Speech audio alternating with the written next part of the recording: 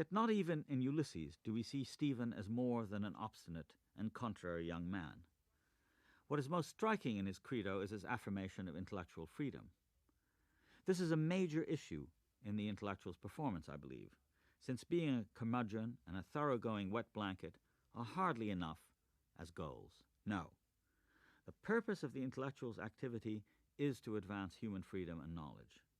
This is still true, I believe, despite the often repeated charge that those grand narratives of emancipation and enlightenment are pronounced as no longer having any currency in the era of postmodernism.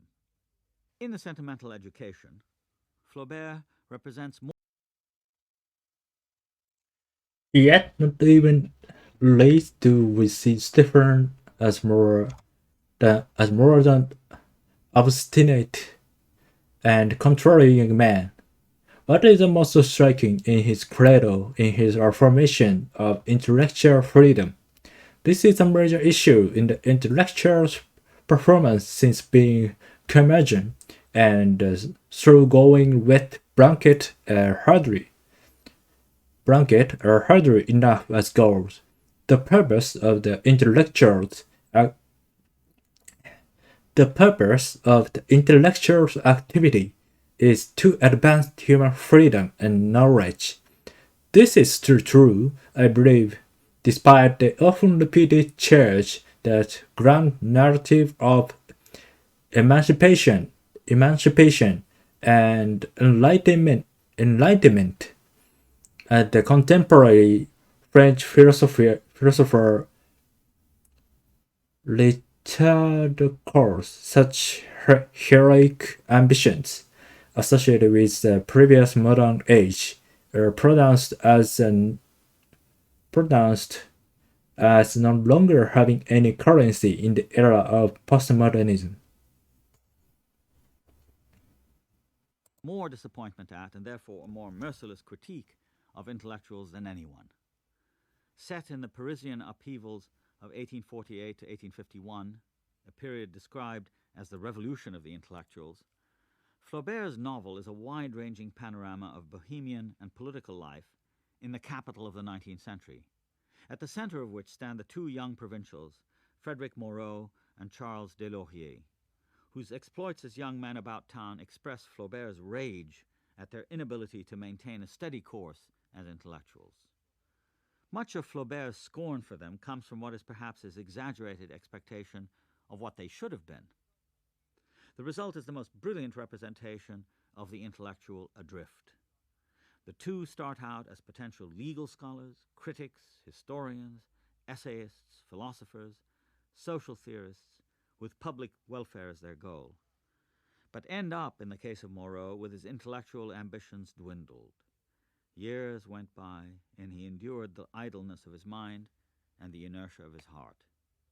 In the case of Deslauriers, becoming director of colonization in Algeria, secretary to a pasha, manager of a newspaper, and an advertising agent. At present, he was employed as solicitor to an industrial company. In The Sentimental Education, Robert expressed more disappointment with, and therefore a more merciless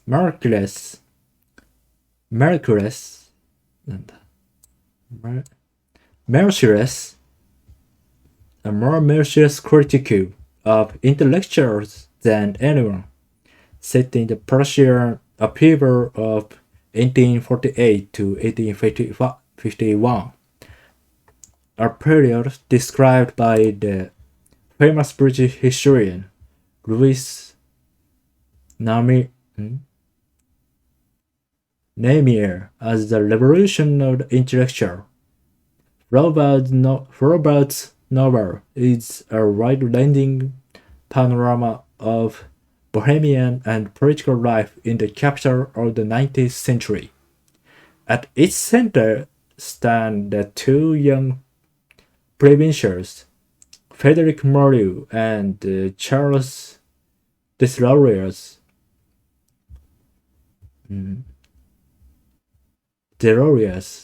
whose exploits as young men about town express Flaubert's rage at their inability to maintain a steady course as intellectuals. Much of Robert's scorn for them comes from what is perhaps his exaggerate expectation of what they should have been. The result is a most brilliant representation of the intellectual adrift. Two young men start out as potential regular scholar, critics, historians, essayists, philosophers, and social theorists with public welfare as their goal, but end up with his intellectual ambitions dwindled. Years went by and he enjoyed the idleness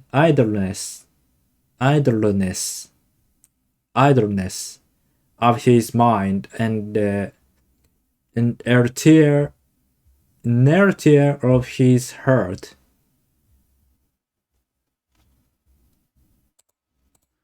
But end up, in the case of Moreau, with his intellectual ambitions dwindled. Years went by, and he endured the idleness of his mind and the inertia of his heart.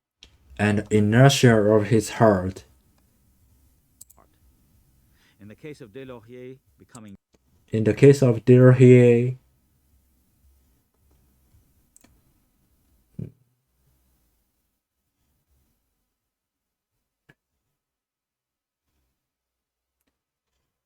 director of colonization in Algeria, Director of colonization in Algeria, secretary to Pasha, manager of a newspaper, and an advertising agent. At present, he was employed as solicitor, secretary to a pasha, manager of a to an industrial company, newspaper, and an advertising agent. At present, he was employed as solicitor to an industrial company. The failures of 1848 are for Flaubert the failures of his generation. Prophetically, the fates of Frederick and Delorier are portrayed as the result of their own lack of focused will, and also as the toll exacted by modern society with its endless distractions, its whirl of pleasures, and above all the emergence of journalism, advertising, instant celebrity, and a sphere of constant circulation in which all ideas are marketable, all values transmutable, all professions reduced to the pursuit of easy money and quick success. The failures of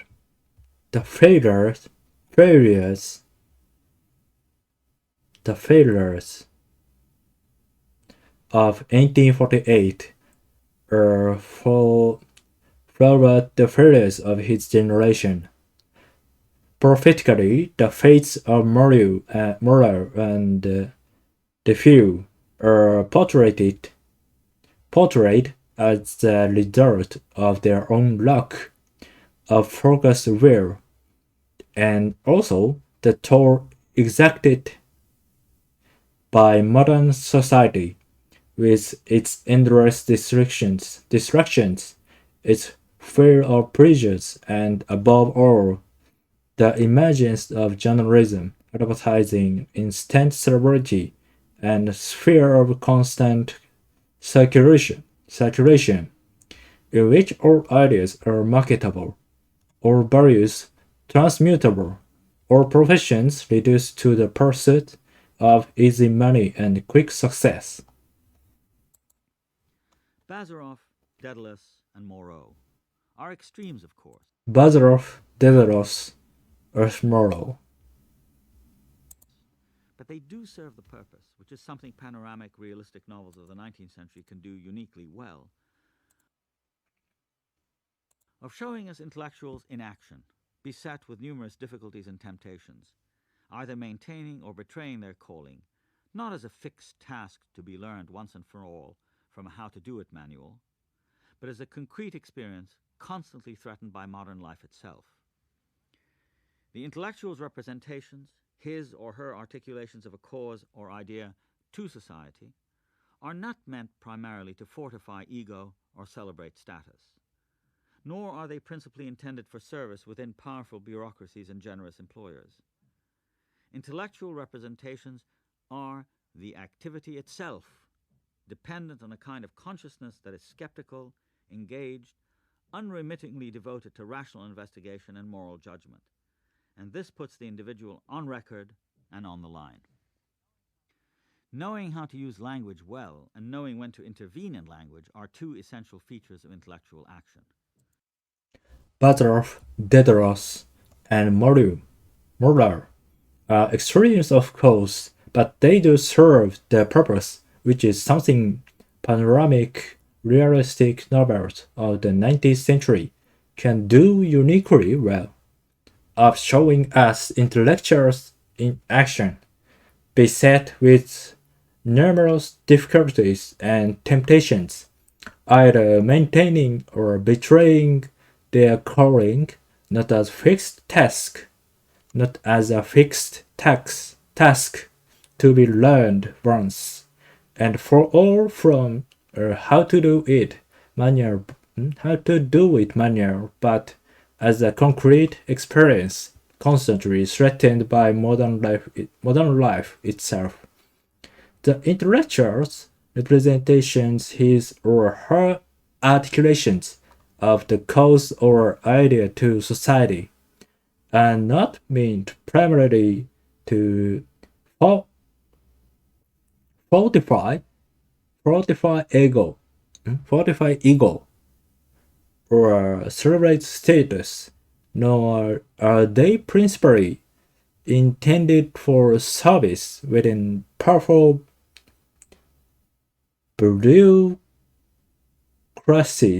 bureaucracies. His or her articulations of a cause or idea to society are not meant primarily to fortify ego or celebrate status, nor are they principally intended for service within powerful bureaucracies and with the generous employers. Intellectual representations are the activity itself, dependent on a kind of consciousness that is skeptical, engaged, unremittingly devoted to a rational investigation and moral judgment, and this puts the individual on record and on the line. Knowing how to use language well and knowing when to intervene in language are two essential features of the intellectual action. Generous employers. Well, and knowing when to intervene in language are two essential features Intervene. of intellectual action. But what does the intellectual represent today? One of the best and most honest statements of the answer to this question was given, I think, by the American sociologist C. Wright Mills, a fiercely independent intellectual with an impassioned social vision and a remarkable capacity for communicating his ideas in a straightforward and compelling prose. But what does the intellectual represent today? One of the best and most honest answers to this question was given, I think, by the American sociologist C. Wright Mills. Firstly, but what does the intellectual represent today? one of the best and most honest answers to the question was given, I think, by the American sociologist C. Wright Mills. A fiercely independent intellectual with an impassioned social vision and a remarkable capacity for communicating his idea in the straightforward and compelling prose. He wrote in 1944 that independent intellectuals were faced either with a kind of despondent sense of powerlessness at their marginality, or with the choice of joining the ranks of institutions, corporations, or governments as members of a relatively small group of insiders who made important decisions on their own and irresponsibly. To become the hired agent of an information industry is no solution either, since to achieve a relationship with audience like Tom Paine's with his, would therefore be impossible. In sum, the means of effective communication, which is the intellectual's currency, is thus being expropriated, leaving the independent thinker with one major task. Here's how Mills puts it.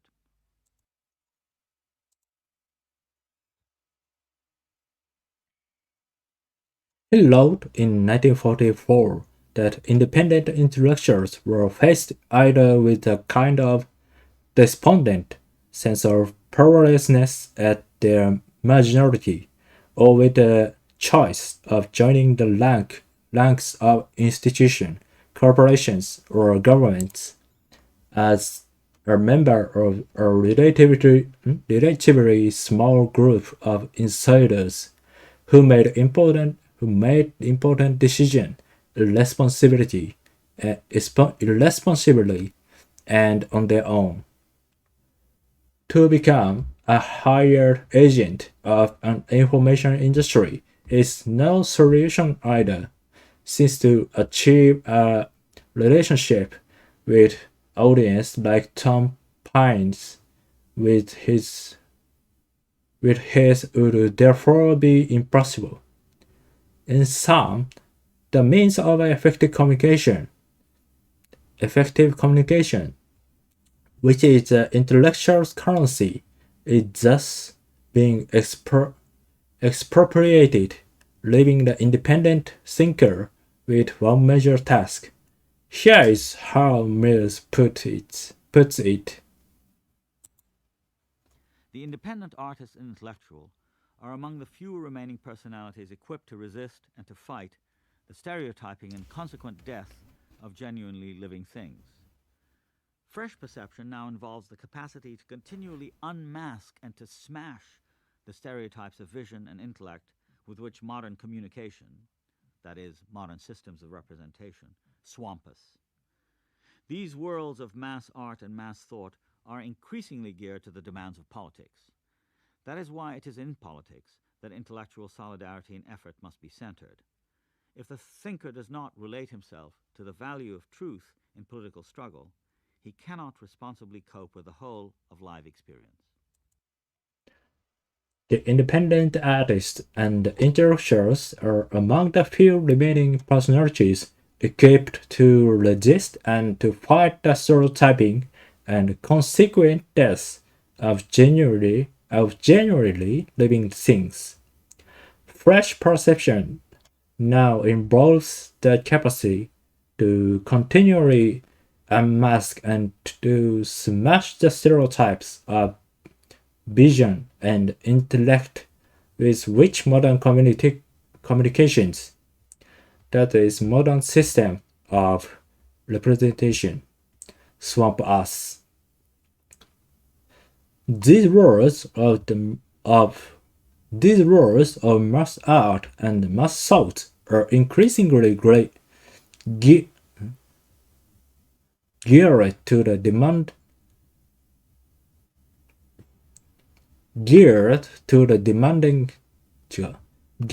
the demands of politics. That is why it is in politics that intellectuals solidarity and effort must be centered.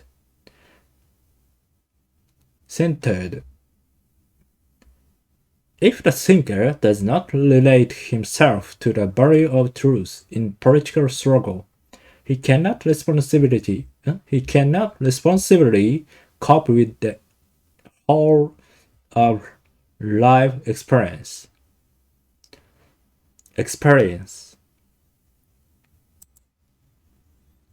This passage deserves emphasis, so full of important signposts is it. Politics is everywhere. There can be no escape into the realms of pure art and thought, or, for that matter, into the realm of disinterested objectivity or transcendental theory.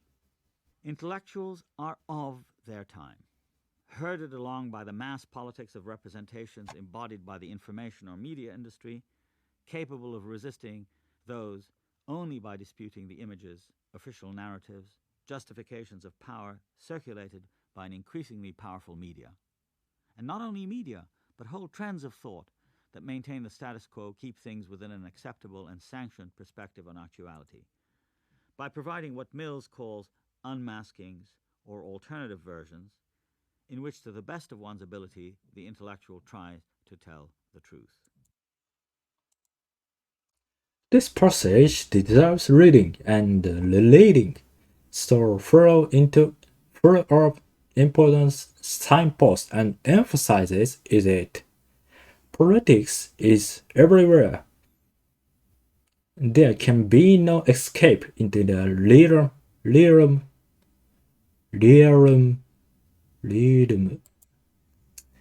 そう、難しいな。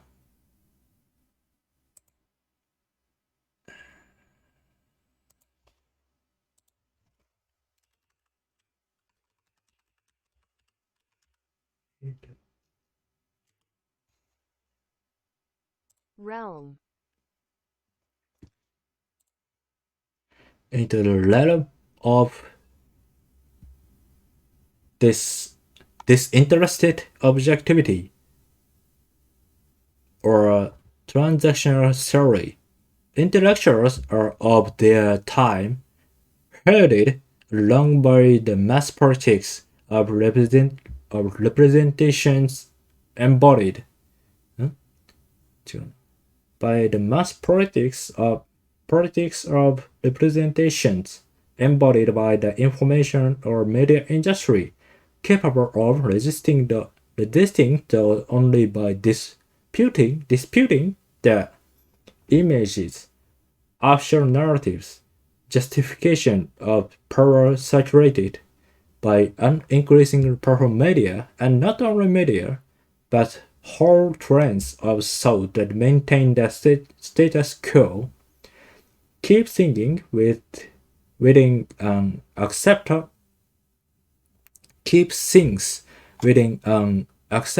and sanctioned perspective on actuality by providing what Mills called unmaskings or alternative versions, in which to the best of one's ability the intellectual try to tell the truth. This is far from an easy task.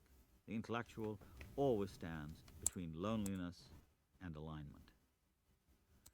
C. Wright Mills's main point is the opposition between the mass and the individual.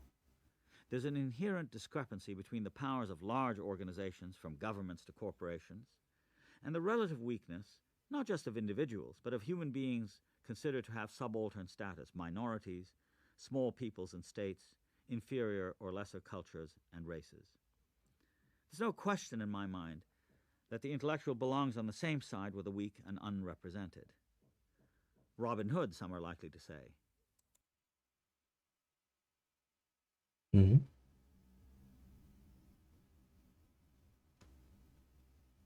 Oh. This is far from an easy task.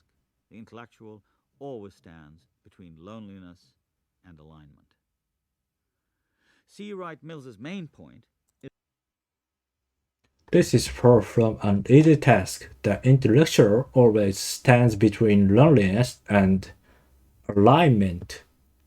How difficult it was during the recent Gulf War against Iraq to remind citizens that the US was not an innocent or disinterested power, nor was it appointed by anyone except itself as the world policeman. Is the opposition between the mass and the individual.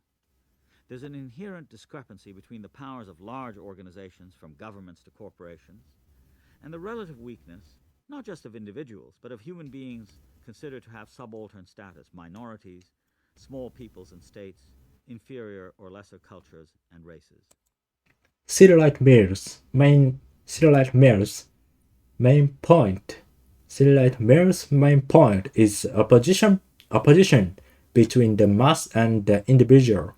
There is an inherent discrepancy between the powers of large organizations, from government to cooperation and the relative weakness, not just of individual, but of human beings considered to have subaltern status, minorities, small peoples, and status, inferior or lesser cultures and races. There's no question in my mind that the intellectual belongs on the same side with the weak and unrepresented. Robin Hood, some are likely to say. Yet it's not that simple a role, and therefore cannot be easily dismissed as just so much romantic idealism.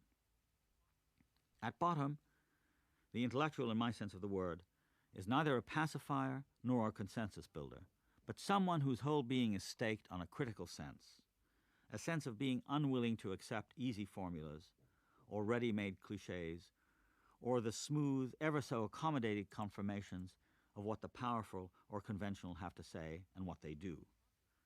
Not just passively unwilling, but actively willing to say so in public.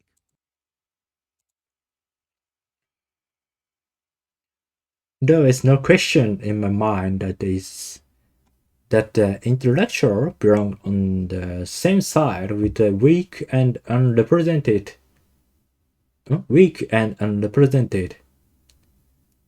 Robin Hood, some are likely to say, yet it's not that simple role, and therefore cannot be easily dismissed as just so much romantic idealism.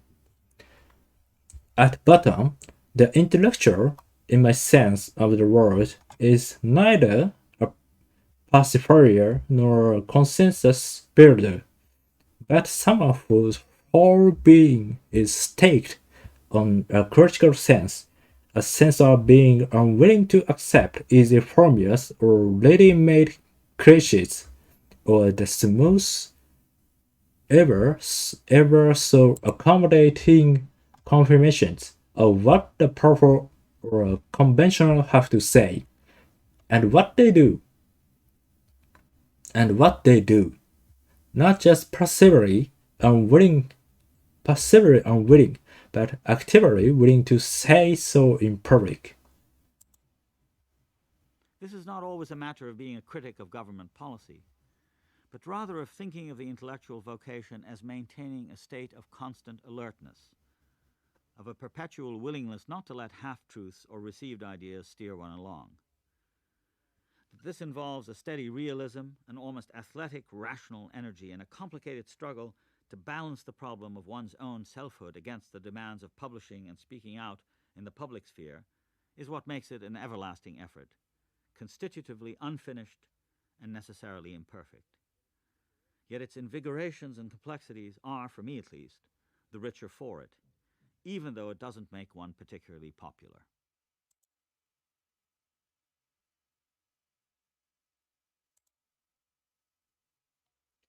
This is not always a matter of being critic of government policy, but rather of thinking of intellectual vocation as maintaining a state of constant alertness, of a perpetual willingness not to let half-truths or received ideas steer one along.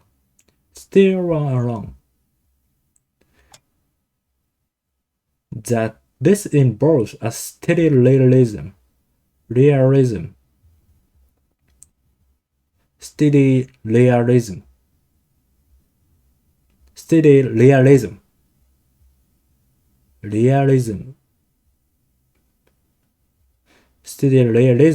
and almost athletic rational energy, and a complicated struggle to balance the problems of one's own selfhood against the demands of publishing and speaking out in the public sphere is what makes it an everlasting effort,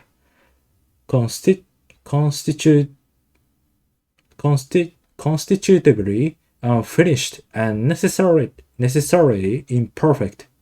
Yet, its invigorations and complexities. For me, at least, make one the richer for it, even though it doesn't make one particular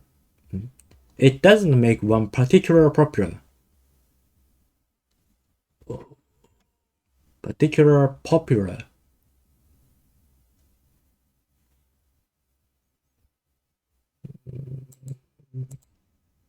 This is the end, the first. What should I say? First part 1.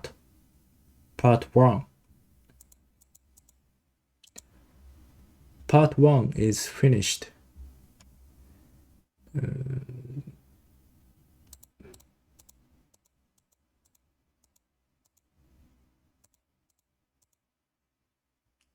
The part 1 representations of the intellectual.